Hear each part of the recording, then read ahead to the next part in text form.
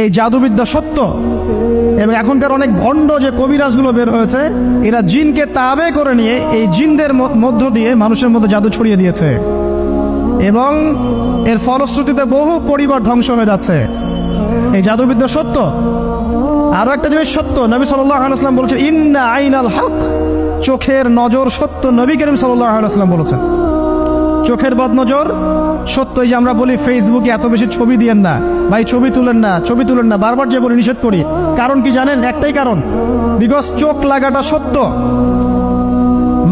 মানুষের চোখ লাগে, এই কথা শুনলে অনেক মজুমদাররা হাসবে না? কথা বুঝতে পারেন নাই?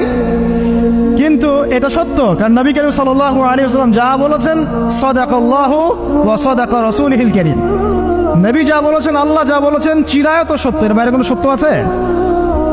আচ্ছা দেখেন, আমি বললাম যে জাদুবিদ্যা সত্য। এই জাদুবিদ্যার চর্চা মানুষ করে, এখনো করে, এবং এই জাদু দিয়ে মানুষের ক্ষতি করার জন্য জিনের প্রয়োজন হয়, দুষ্ট জিন।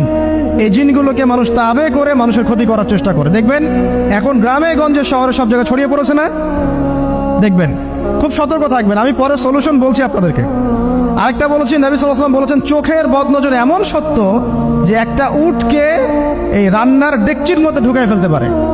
একটা উট খুব সুন্দর, ভালো, আপনি দেখছেন মাশাআল্লাহ বলেন নাই, নজর লেগেছে, উটটা মারা গেছে, দেন তারপর তাকে জবাই করে খেয়ে ফেলতে হয়েছে। একজন সাহাবী গোসল করছিলেন, গোসল, এটা হাদিস সহিহ। এই যে আলেম ওলামা যারা আছেন তারা জানেন যে এই হাদিস সহিহ।